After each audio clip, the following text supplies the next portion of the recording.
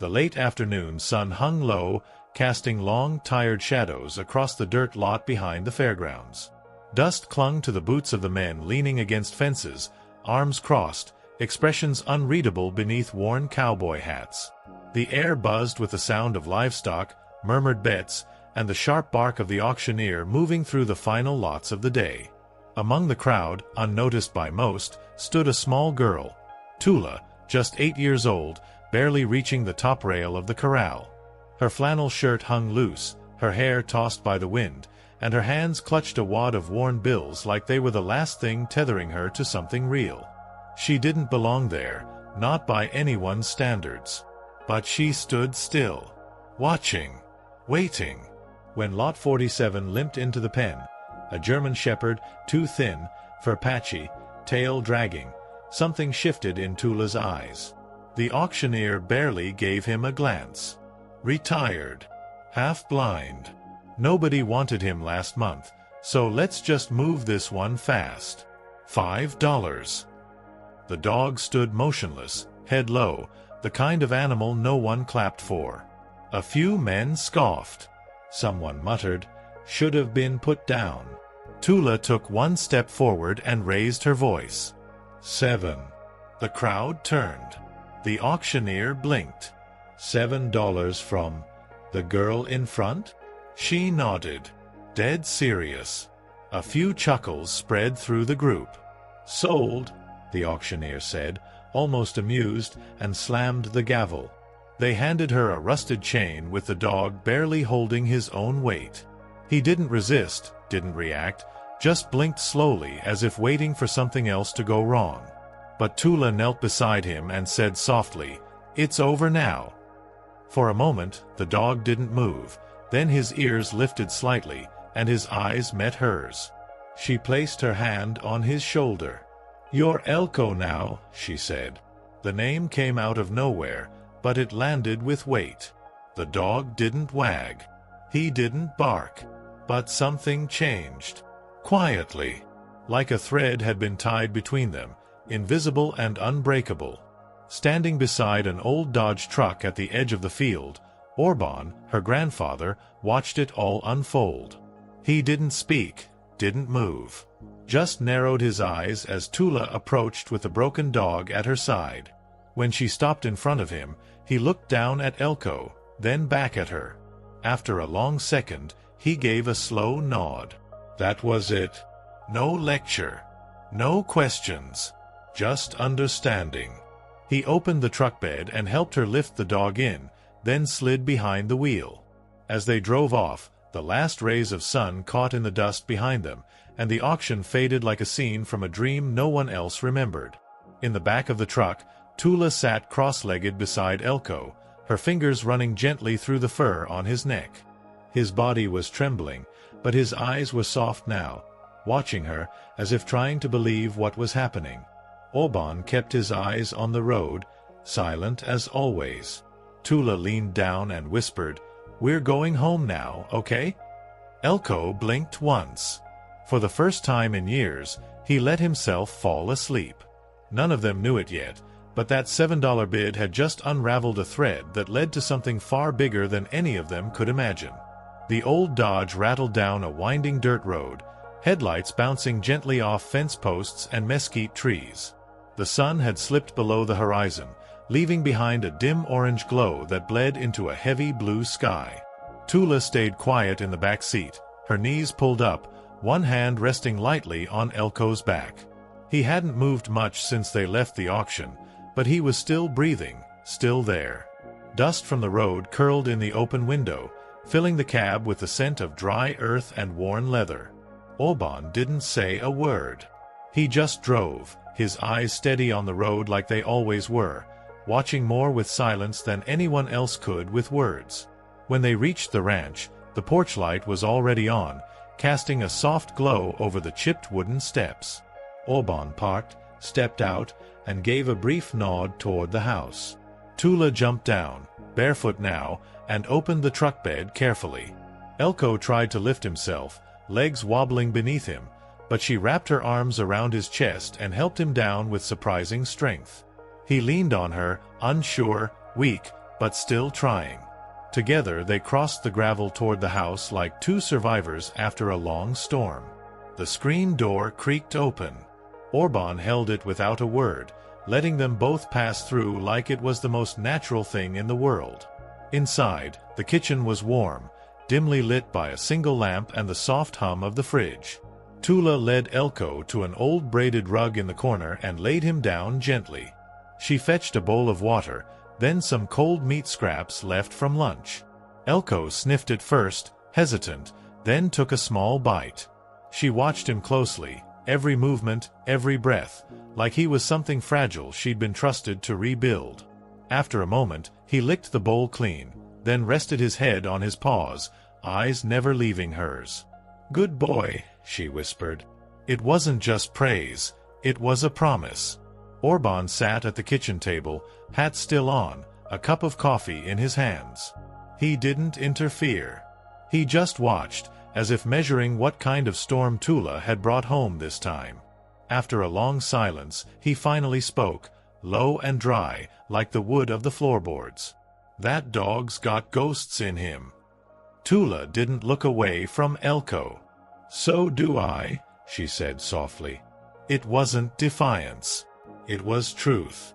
Orban nodded once, like that answer told him more than anything else could.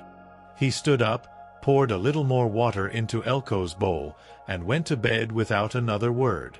That night, the house was quieter than usual. Outside, the coyotes cried far off in the hills. Inside, Elko lay curled on the rug, still trembling, but his breathing slower now, deeper. Tulla curled up beside him, her hand resting on his ribs. She didn't ask for a bedtime story. She didn't cry. She just lay there, beside something that had been broken, like her, and was still here anyway. In that silence, something settled between them. Not peace exactly, but a beginning. A fragile start. And in the deep, quiet dark, Elko lifted his head once, just to make sure she was still there. The morning came slowly, filtered through the thin curtains of the ranch house like a quiet apology. Tulla blinked awake on the floor, her cheek pressed against the edge of the rug. Elko was still beside her, his body warm and still, ears twitching softly at every creak of the old wood beneath them. For a moment, she feared he'd slipped away in the night, but then he sighed, a long, low sound that felt like the first breath after drowning. She sat up, rubbed her eyes, and looked down at him. That's when she noticed the first scar, a thin, white line cutting across his right shoulder, hidden beneath a patch of dull fur. Her fingers hovered over it, not touching. Not yet. She brought out a small bowl of leftovers from breakfast, eggs, toast, a little bacon, and Elko sat up slowly. He didn't lunge for it. He waited, watching her. When she nodded, he ate, carefully, like someone who had learned not to take too much. That's when she saw the others. A notch missing from his ear. A healed cut along his back leg. A deep, jagged scar near his ribs that looked like it had once bled badly. Tulla didn't ask what had happened. She knew better. Some stories don't come with words, just the shape they leave behind on skin and bone. She only whispered, "You've been through more than they said, haven't you?" Elko didn't answer, but he rested his head gently on her knee, as if to say, yes. Outside, Orban was already in the barn, feeding the goats and checking the water troughs. He'd noticed Elko's limp when the dog came out to stretch, but he said nothing. Just gave him a long look and went back to his work. Later, as Tulla sat on the porch steps with Elko lying at her feet, Orban came over with a small tin. "Salve. For the pads," he said. "He's been run hard." She took it without a word, opened the tin, and gently rubbed the thick ointment into Elko's cracked paw pads. The dog didn't flinch. He just watched her, as still as the sky above them. Something in that silence said more than gratitude. It said trust. That afternoon, a neighbor passed by on horseback, a man named Clell, who wore his suspicions like his old leather belt, tight and weathered. He slowed near the gate and squinted down at the porch. "That the mutt from the auction?" he called out. Tulla nodded, standing protectively in front of Elko. Clell tilted his head. "Heard he was from the county patrol. Got kicked out after biting his handler. That true?" Tulla looked at him for a long time before answering. "Doesn't matter what they say. He's not that dog anymore." Clell raised an eyebrow, then shrugged and rode off. But Tulla's heart was pounding. Because now, for the first time, she wondered what Elko had really done, and what he might still be capable of. That night, as the sky faded into shades of blue and black, Tulla lay awake in bed, staring at the shadows on the ceiling. Elko was curled on the floor beside her, breathing slow and steady. But her mind wouldn't rest. The scars, the limp, the stories. They all whispered things she didn't understand yet. And yet, even with those whispers, she wasn't afraid. Not of him. Not even a little. She reached down, brushing her fingers lightly over his fur. Elko opened one eye, just enough to see her hand. He didn't move away. And Tulla, without knowing why, whispered, "Whatever you've done, I'm not going anywhere." In the quiet dark, Elko's tail gave a single soft thump against the floor. It started with a knock. Sharp. Unexpected. Tulla looked up from the porch, where she'd been brushing Elko's fur. The dog stiffened immediately, ears perked, body frozen. She'd never seen him react like that, not even when Clell rode past days before. Elko stood, muscles tight, as Orban stepped out of the barn, wiping his hands on a rag. A man in uniform stood at the gate, eyes hidden behind mirrored sunglasses. "Sheriff's Department." "We got a report," the man said. "That dog yours?" Orban didn't answer right away. Tulla stood slowly, placing her hand on Elko's back. "He's mine," she said. The officer stepped closer. "That dog was involved in a use-of-force case 6 months ago. Bit his handler. Caused nerve damage." Tulla's stomach dropped. Elko didn't move, but his body was still rigid. "Is he dangerous?" the officer asked. Tulla swallowed hard. "Not to me." The silence stretched between them until Orban finally said, "He stays." The man hesitated, then left a card on the fence. "Any trouble, call." That night, the air felt heavier. Tulla couldn't sleep. The sheriff's words kept echoing in her mind. Bit his handler. She stared at Elko lying on the floor. He looked peaceful, but now she wondered. Could he turn? Did she really know him? She whispered his name, and his tail thumped softly. She slid off the bed, sat beside him, and looked into his eyes. "You won't hurt me," she said. But there was a flicker in her voice. Doubt. Not fear, just a question she didn't want to ask out loud. The next morning, it happened. A goat slipped through the fence. Elko saw it and gave chase, not vicious, just instinct. But when Orban tried to grab his collar, Elko twisted and snapped. His teeth didn't land, but the growl was sharp, warning. Tulla watched it all from the porch, heart racing. Orban stepped back, unharmed, calm as ever. "Still got fight in him," he said. He wasn't angry, just certain. That night, no one mentioned it. But Tulla sat closer to Elko than usual, as if daring him to betray the trust they were building. In the dark, Elko didn't move much. He lay still, only his eyes following her as she brushed her teeth, climbed into bed, turned off the lamp. She whispered, "I know it's still in you.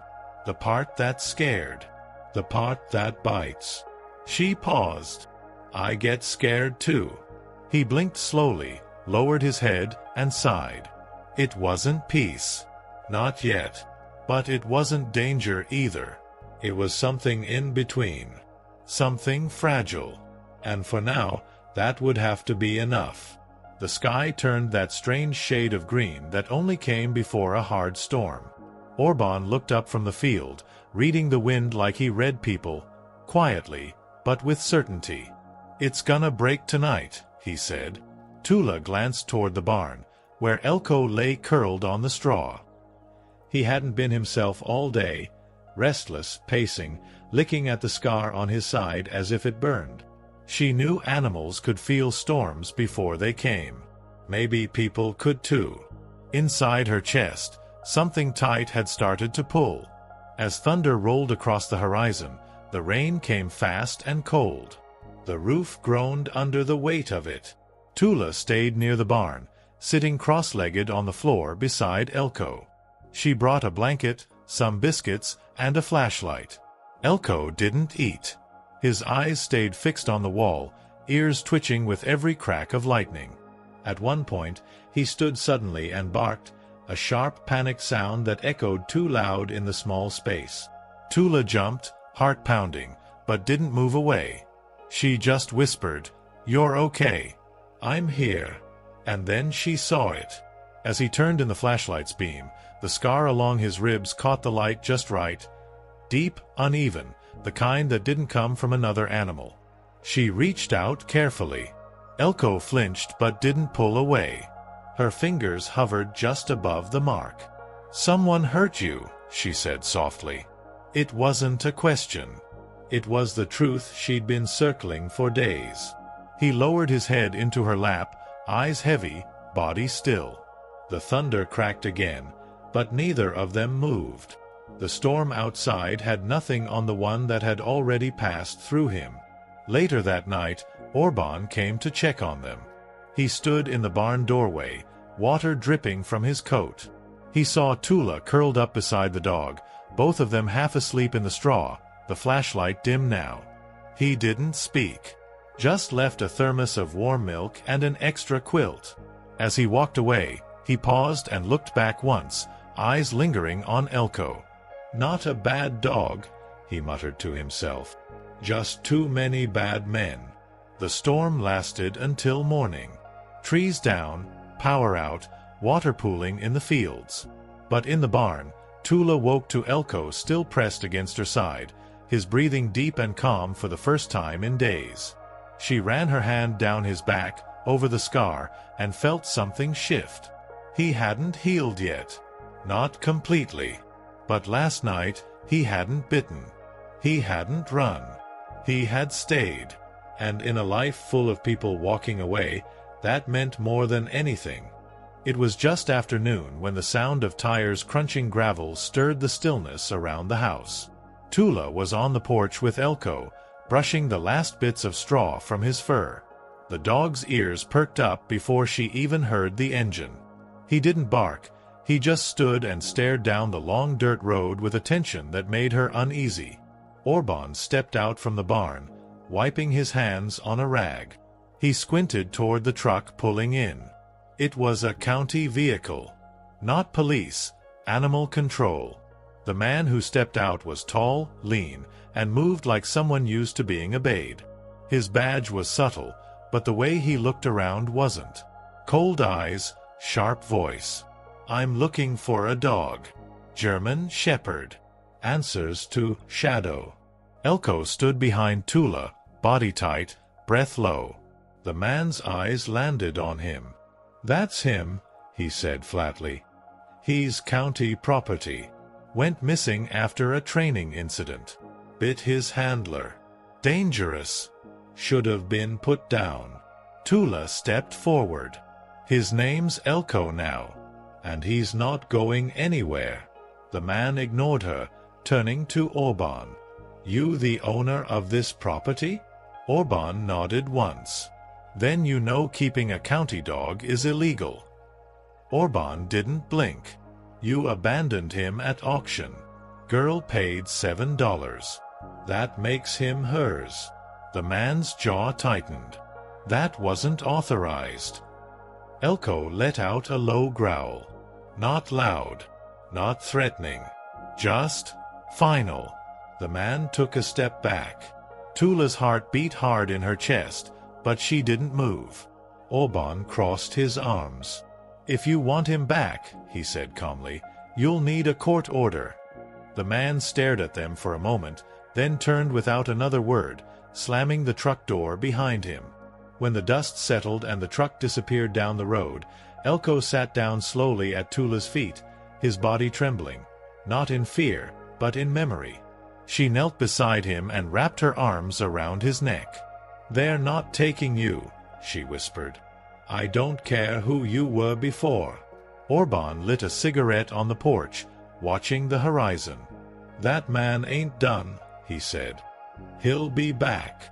But Tulla didn't care. For the first time, someone had tried to take Elko away, and she hadn't let them. And he had stayed. That night, Elko didn't sleep at the foot of the bed. He climbed up, slowly, carefully, and laid down beside Tulla. She didn't stop him. She curled up next to him, her hand resting on the side where the scar ran deep. Outside, the wind moved through the trees like breath through an old house. The past had knocked on their door, and they hadn't opened it. Whatever came next, they'd face it together. The days that followed were calm on the surface, but something beneath them felt uneasy. Orban reinforced the fence. Tulla stayed closer to the house. Elko barely left her side, even during feeding hours, when he used to wander around the barn. He'd grown stronger, his limp had faded, his coat had started to shine again, but his eyes stayed alert, watching shadows no one else seemed to see. Tulla noticed how he flinched at sudden noises now, how his ears twitched every time a truck passed on the distant road. He was healing, but also remembering. That evening, while cleaning the barn, Tulla found an old collar buried in a wooden drawer. It was cracked and faded, but the metal tag still read, "Shadow, County K9 Unit." Her fingers curled around it. That name didn't belong to the dog she knew. Elko wasn't a weapon. Not anymore. But as she held the collar, she heard a low growl from the doorway. Elko stood there, tail stiff, eyes locked on the tag in her hand. She dropped it immediately. He stepped forward and nudged it once with his nose, then backed away and lay down. The message was clear. That name was behind him, and he wanted it to stay that way. Later that night, Orban sat on the porch, staring out into the open dark. "You can feel it," he muttered. "Storm's gone, but something else is coming." Tulla sat beside him, her knees pulled to her chest. "Do you think they'll really come back?" she asked. He nodded slowly. "They don't like losing control. Especially not over something they trained to obey." She looked down at Elko, asleep at her feet. "He doesn't take orders anymore." Orban smiled, a dry, quiet thing. "Good. That's what scares them." 2 nights later, they found the dead coyote by the chicken coop, throat torn, blood still fresh in the grass. Orban checked the fence. Nothing was broken. Nothing got in or out. Elko sat at the edge of the porch, eyes glowing in the moonlight, completely still. He hadn't barked, hadn't chased, just watched. "You think it was him?" Tulla whispered. Orban didn't answer. But the way Elko looked into the trees told her enough. He had protected them. But something in his silence said he'd done it before, and not always for the right reasons. That night, Tulla dreamed of chains and flashing lights, of a dog in a cage, barking so loud it drowned out the world. She woke up sweaty, her hands gripping the bedsheet. Elko was already sitting at the foot of her bed, staring at the door. The air felt different, like something had shifted.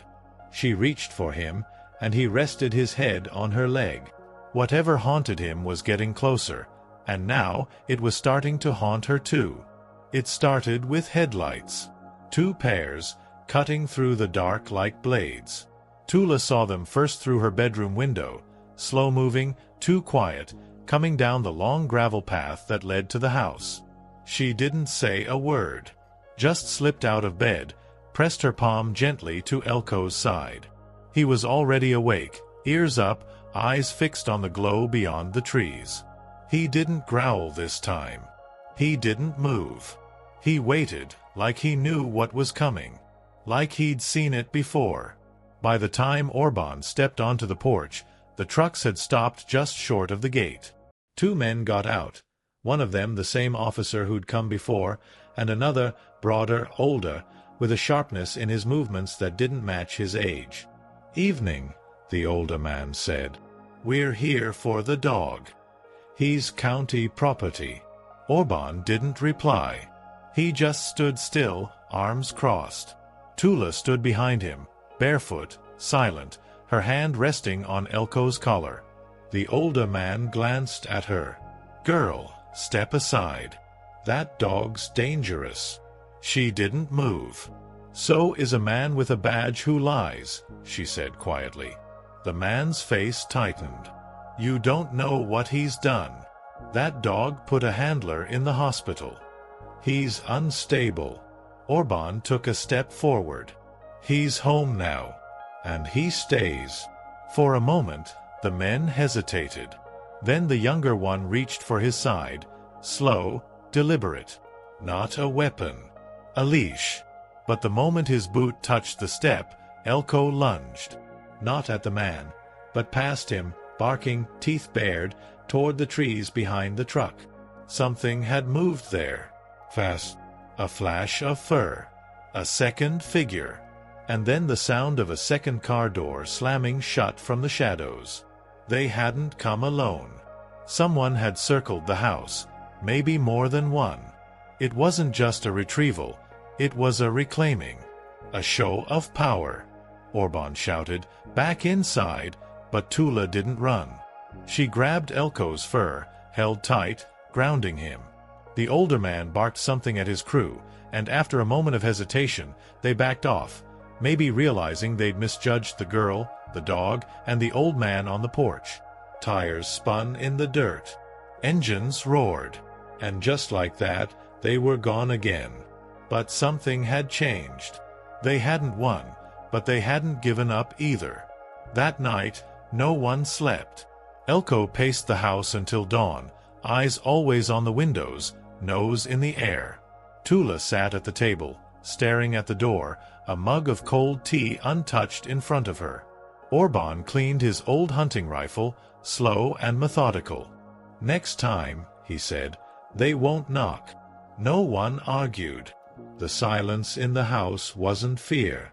It was preparation. Whatever those men wanted, they wouldn't stop. And now, for the first time, Tulla realized this wasn't just about Elko anymore. It was about what he knew. The morning after the confrontation, the house felt heavier, like the silence had thickened overnight. Orban was quiet over breakfast, stirring black coffee with a faraway look in his eyes. Tulla didn't touch her eggs. Elko lay under the table, ears perked but body still. Something in the air had shifted, like they were standing on a line that couldn't be uncrossed. When Orban finally spoke, it wasn't to comment on the night before. "There's something in the attic," he said. "Might explain why they want that dog so bad." The attic was rarely touched. Dust coated the old wood ladder. Tulla climbed up first, flashlight in hand, Elko waiting below like a silent sentry. The space smelled like age, old paper, dry wood, forgotten years.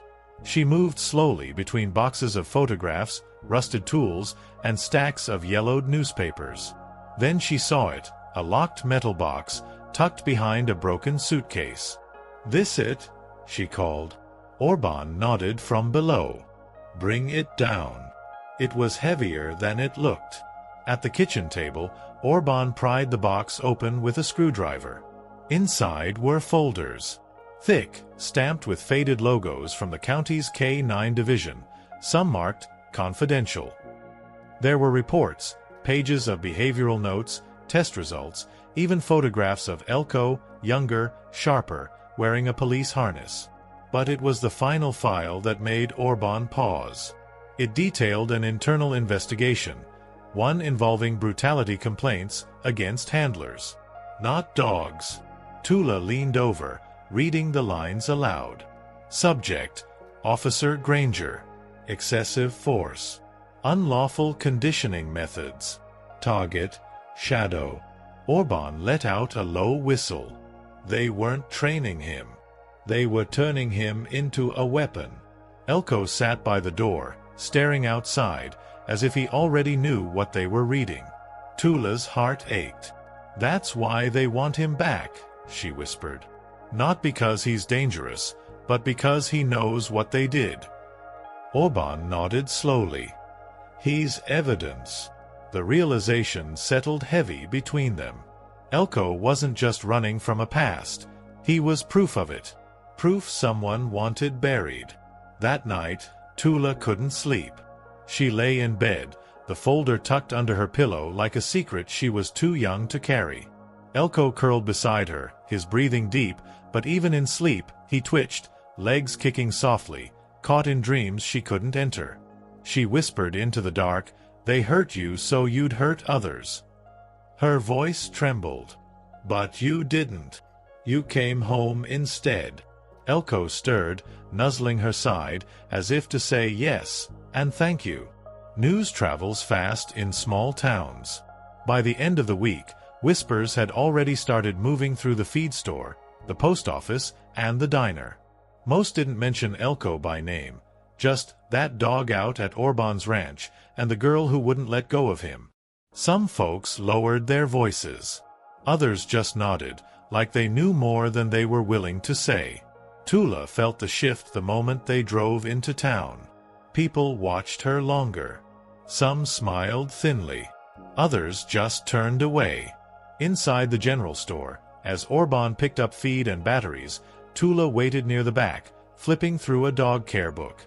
Elko sat quietly beside her, leash loose, ears relaxed but alert. That's when she heard it, two older men talking near the cooler. "County's not gonna let it slide," one muttered. "Heard that dog was trained for takedowns. Real bad stuff." The other shrugged. "If he's still breathing, someone's covering for him." Tulla stepped closer, making sure her voice was steady. "He's not dangerous. He's scared. And he didn't choose what they made him do." The men looked at her, surprised, then quietly walked away. Orban didn't say a word on the ride back, but when they pulled into the driveway, he finally asked, "You still sure about keeping him?" Tulla looked down at Elko, now asleep in the truck bed, head resting on his paws. "He never left me," she said. "Not once. Why would I leave him?" Orban nodded once, the way he always did when her words were final. That night, he pulled the old CB radio from the shed, dusted it off, and wired it back to life. "If they come again," he said, "we won't be caught off guard." But the town's eyes stayed on them. At church, at the gas station, at school. Tulla noticed the way people changed when they saw Elko. Some stiffened, others whispered. She wasn't afraid. But she was starting to understand what it meant to stand beside something no one else trusted. Loyalty wasn't always comfortable. Sometimes it meant walking into a room and knowing people had already made up their minds. Still, she held Elko's leash with quiet pride. Let them talk.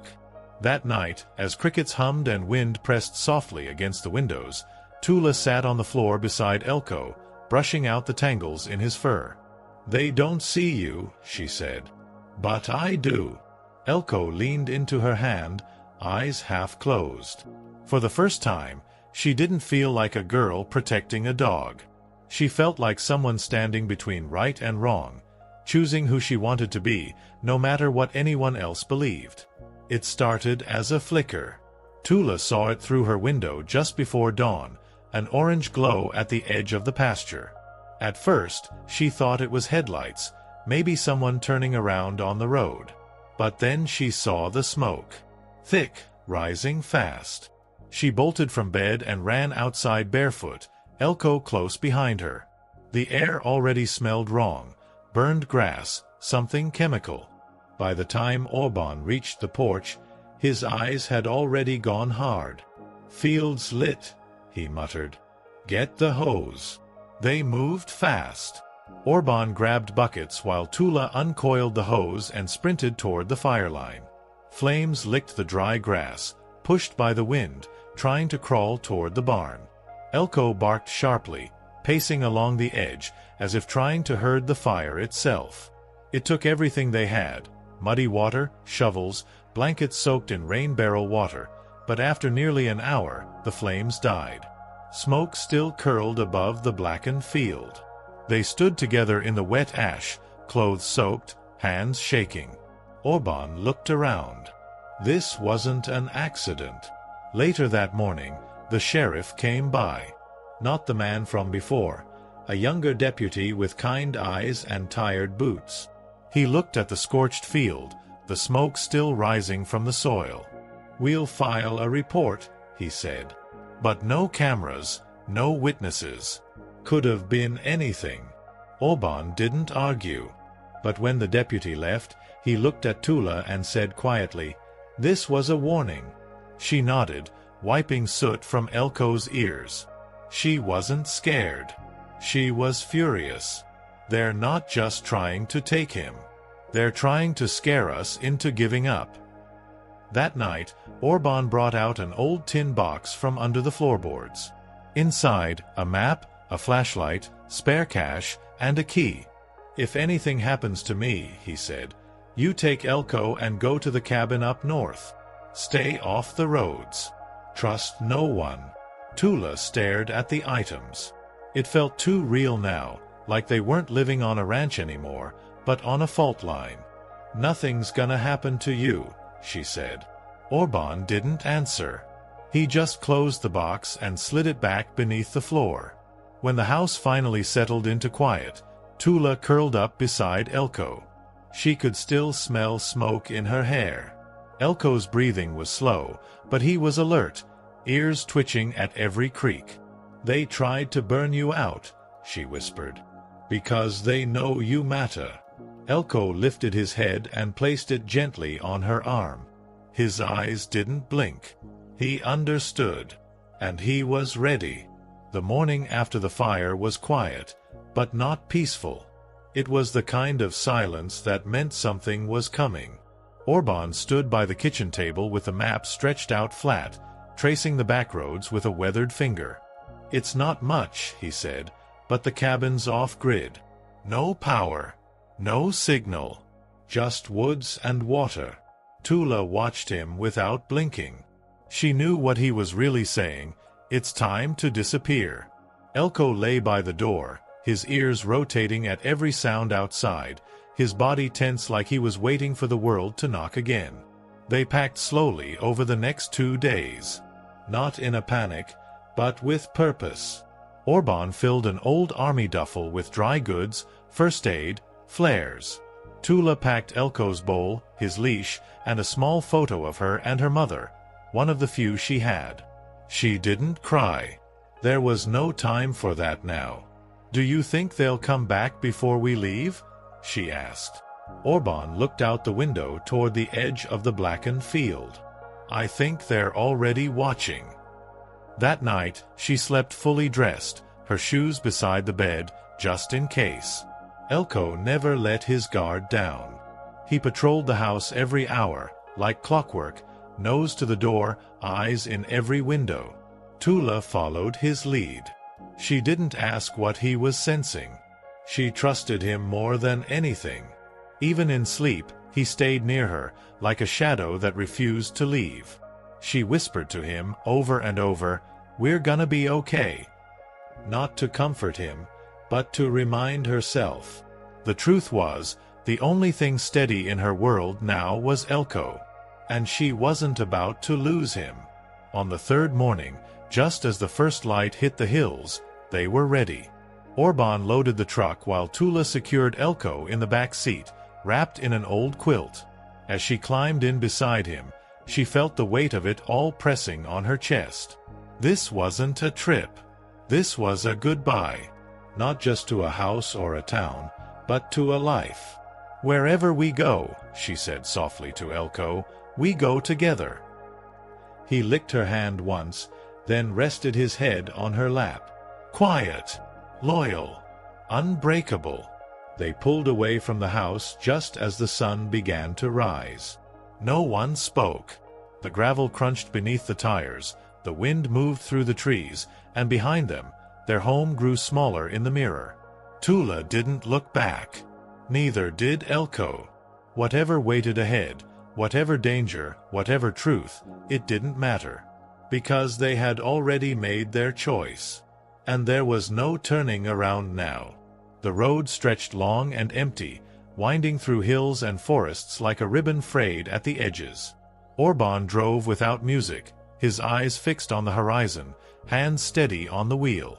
Tulla sat in the back seat with Elco, the dog's head resting on her lap, his breath warm and even. For a moment, everything felt still. The town, the fear, the men in the trucks, it all seemed far away. But Tulla knew better. Trouble didn't need to be close to be real. It lived in memory, in scars, in shadows. They took back roads mostly, unpaved, unmarked, unfamiliar. Orban had marked the map carefully, avoiding highways, cell towers, gas stations with cameras. "We don't want eyes," he said. They slept in the truck the first night, tucked off an old logging road.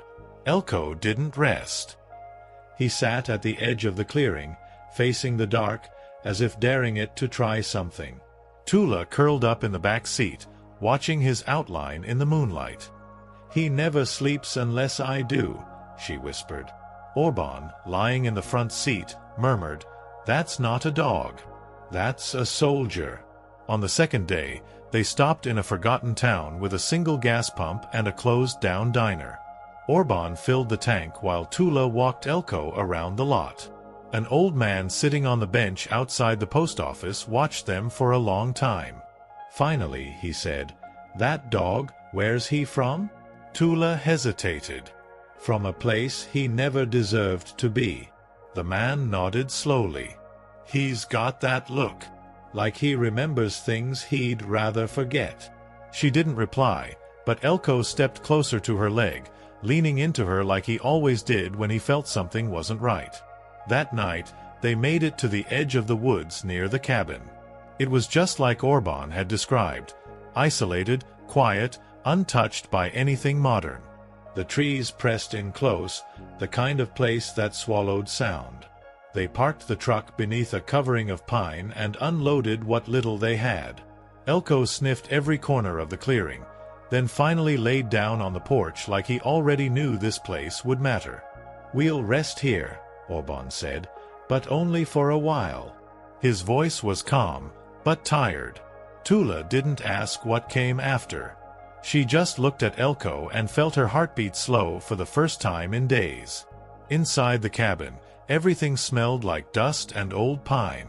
There was no electricity, no running water, just a wood stove, 2 cots, and shelves lined with cans that expired 10 years ago.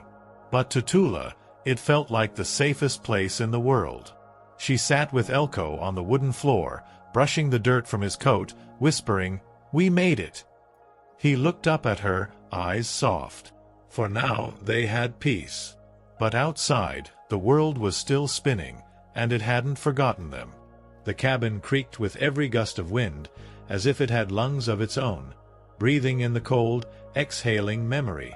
On the second morning, while Orban chopped wood outside, Tulla explored the back room, a space they hadn't touched yet. Dust hung in the air like it had been waiting for someone to return. Elco followed closely, his nose twitching with each step. In the corner stood an old cedar chest, its lid slightly warped by time. Tulla knelt beside it and lifted it open, not expecting much. But what she found wasn't just storage, it was evidence of another life. Inside were faded photographs, brittle notebooks, and a stack of military folders with her grandfather's name stamped on the front. She pulled one open and read quietly. Missions, locations, injuries, nothing she understood completely, but enough to know Orban had seen things he'd never talked about. Beneath that, there was something else. A worn manila envelope marked K9 Reassignment Program. Her hands trembled slightly as she opened it. Inside were documents about a project she'd never heard of, Dogs pulled from combat units, retrained for domestic enforcement, often passed off as new recruits. Names had been blacked out, but one photo hadn't. It was Elco. Younger, leaner, eyes sharper, but unmistakably him. The caption read, "Shadow, transferred 2018. Handler, G. Granger." Tulla stared at it, her stomach tightening. "You weren't just trained," she whispered. "You were passed down. Like property." Elko nudged the paper with his nose, then stepped back and sat, watching her. He didn't look confused. He looked resigned. Like he'd seen this coming all along. When Orban stepped inside a moment later and saw the folder in her hands, he didn't flinch. He just sighed and said, "I was supposed to destroy that. Long time ago." They sat around the wood stove as dusk crept in, the folder open between them.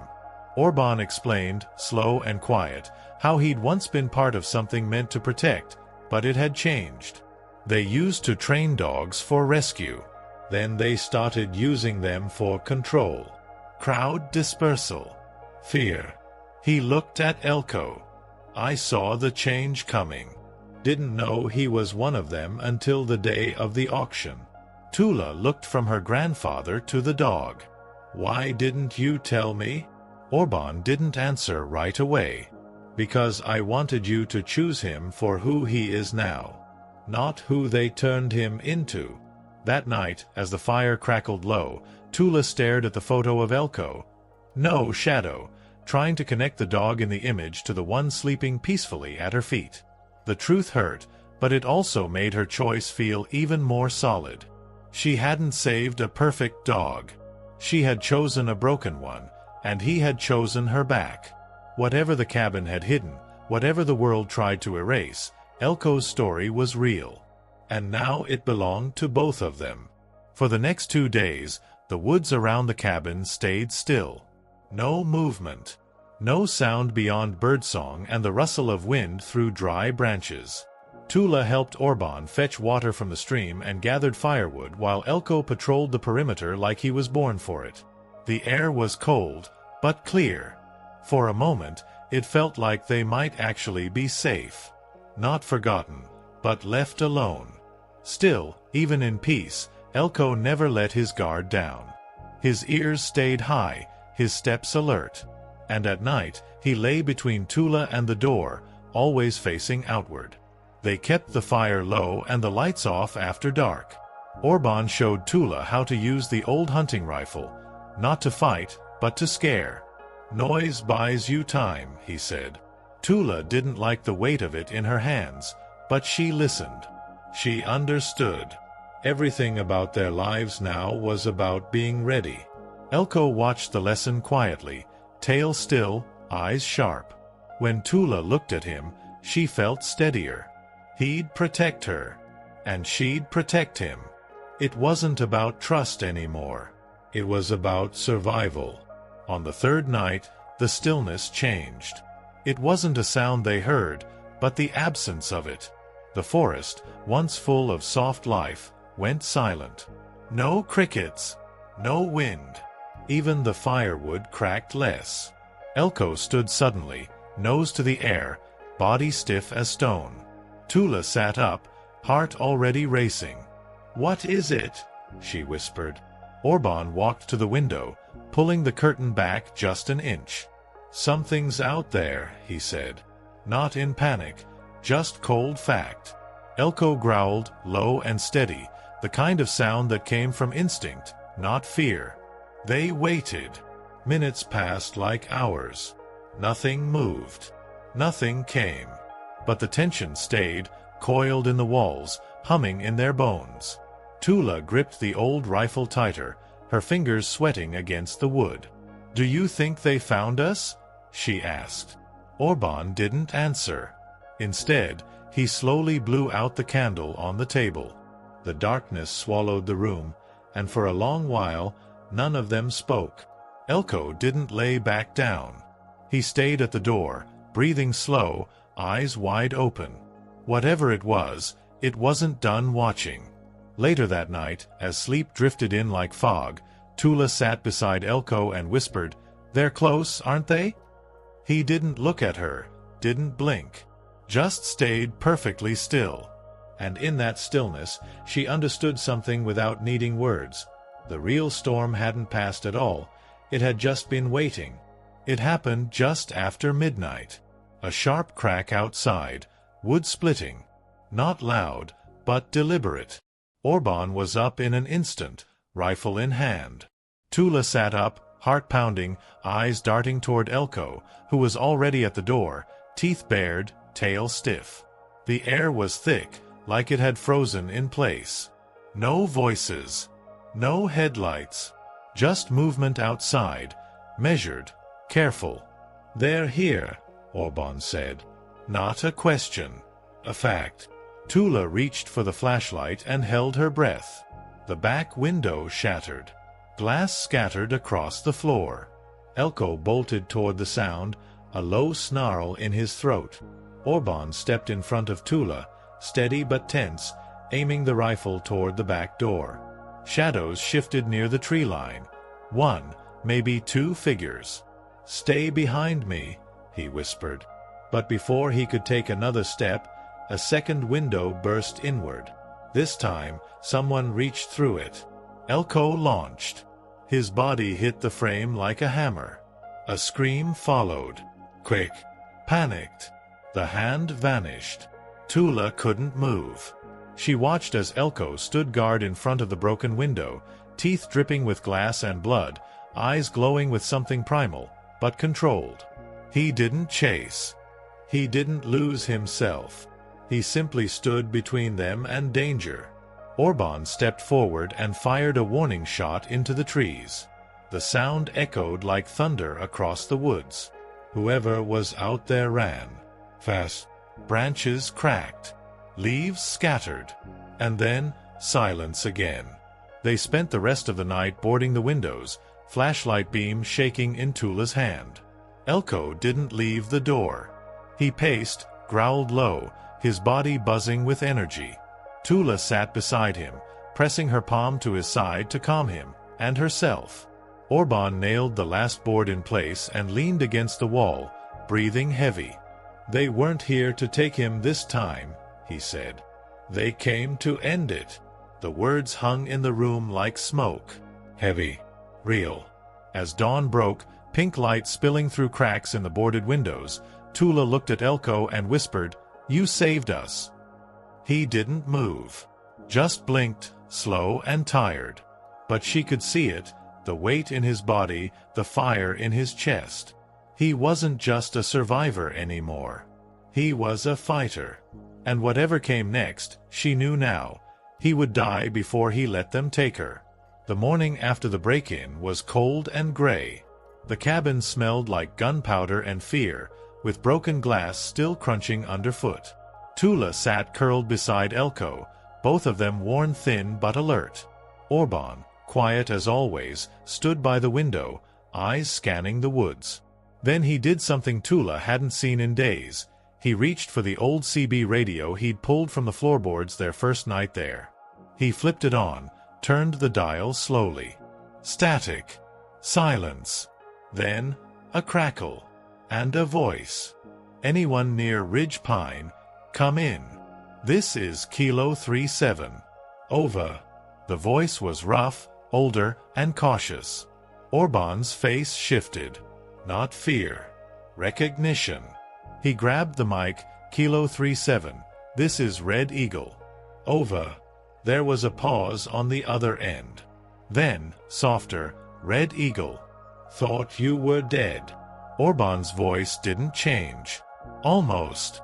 I've got company. The dog." Another pause. Then, "You're not safe. They're not working alone." Tulla leaned in closer. Her stomach turned. Whoever this was, they knew about Elco. Orban stepped outside with the radio, leaving Tulla and Elco alone in the quiet. She watched through the window as her grandfather spoke low into the mic, pacing like he used to when something in the fields wasn't right. When he came back, he looked older, tired in a new way. That man used to train handlers, he said, back when they still had rules. He says there's a list of all the dogs that were reassigned without consent. Elco's on it, and someone wants that list gone. Tulla stood slowly. Are we still going to hide?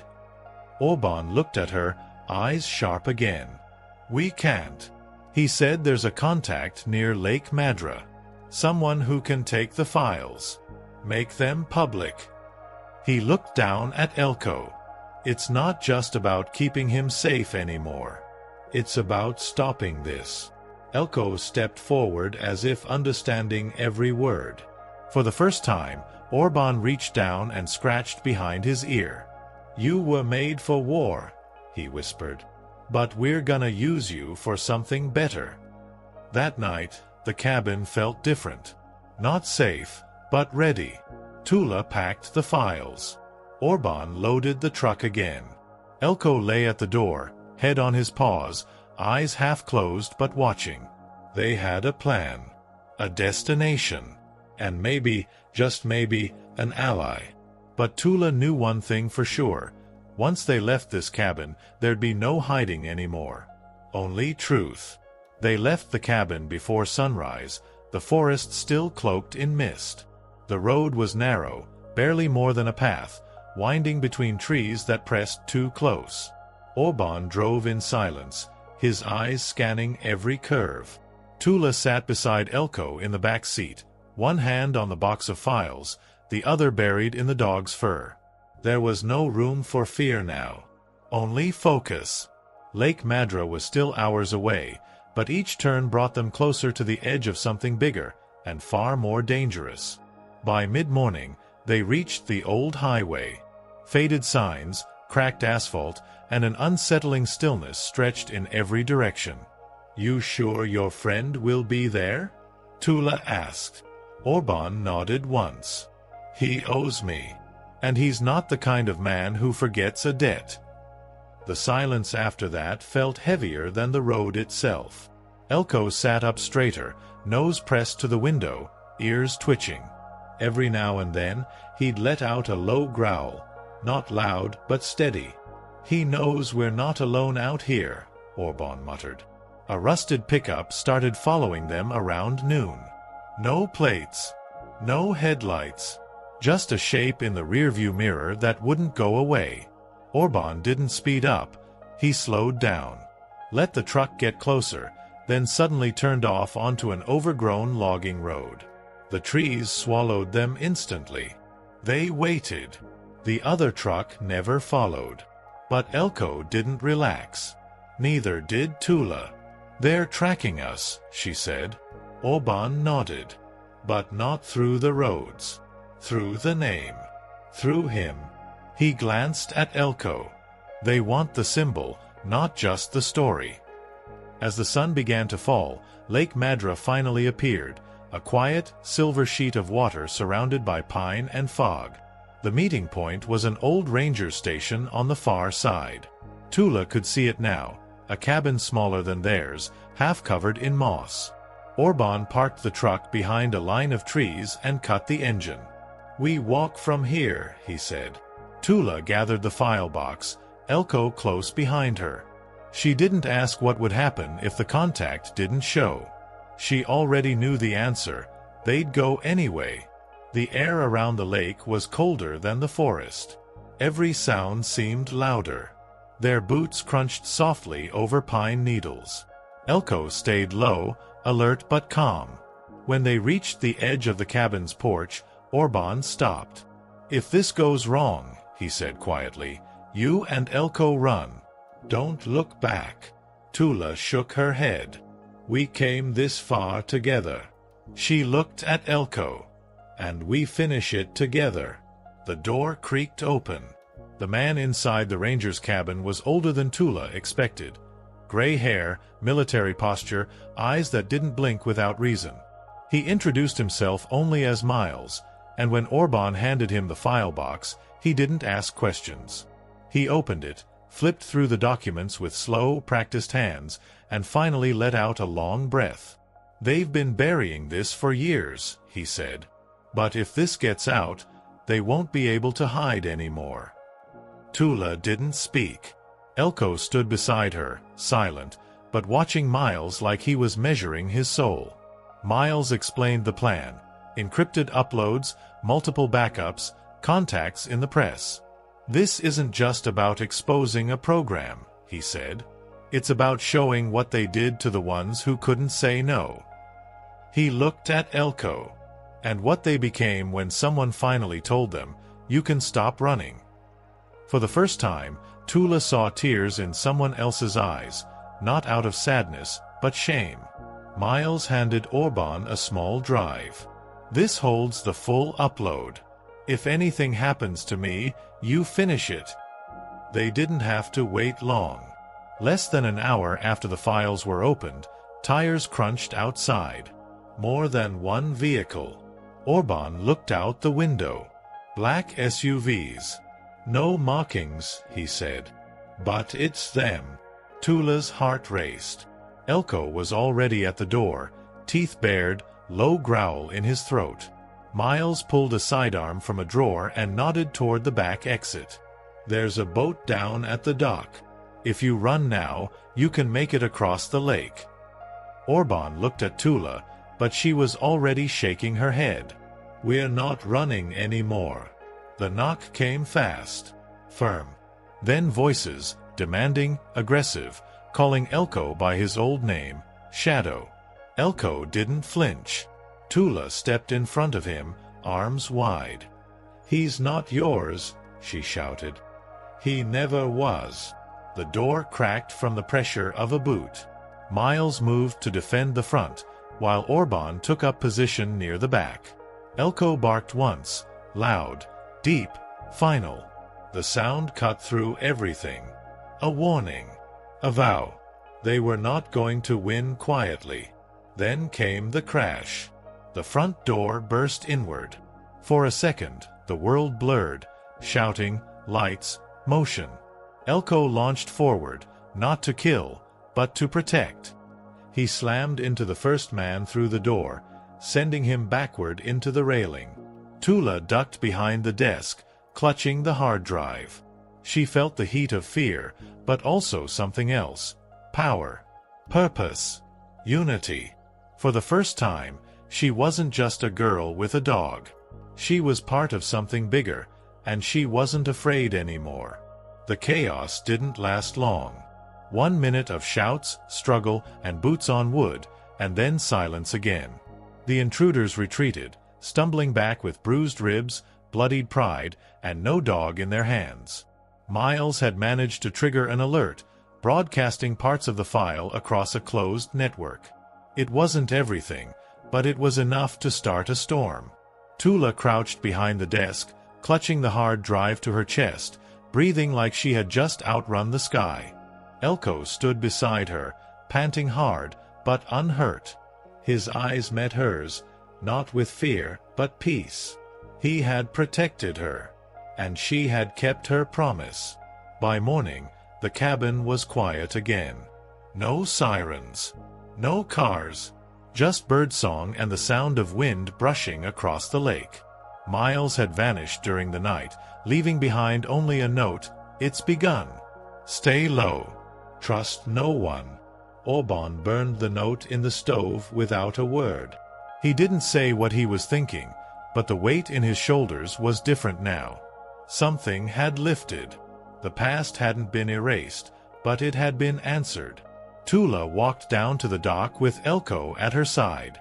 The water was still. Endless. Healing. They didn't go back to town. Not right away. The news traveled on its own. Anonymous documents leaked to local papers, whispered names, old scars reopened. The program that created Elco, Shadow, was real. And now the world knew. There were hearings, resignations, denials. But it didn't matter. The truth had a life of its own now. Tulla followed the headlines from a distance, but she didn't need confirmation. She'd lived the truth, held it, fed it, watched it sleep beside her at night. Weeks later, on a quiet morning, Orban handed Tulla the leash, not like an order, but like a passing of something sacred. "He's yours now," he said. "Always was." She didn't cry. She just nodded, knelt beside Elko, and whispered, "Let's go home." Home wasn't a place anymore. It was a bond. A choice. A story they refused to let someone else write for them. They packed light. Left the cabin with the door open. Let the wind carry whatever was left. As they walked toward the trees, sunlight warming the path ahead, Tulla didn't look back. Elko stayed close, never straying more than a step away. The world behind them had tried to erase what he was. But the world ahead was something they would build together. And as the woods opened around them, quiet and wide, it was clear they weren't running anymore. They were finally free.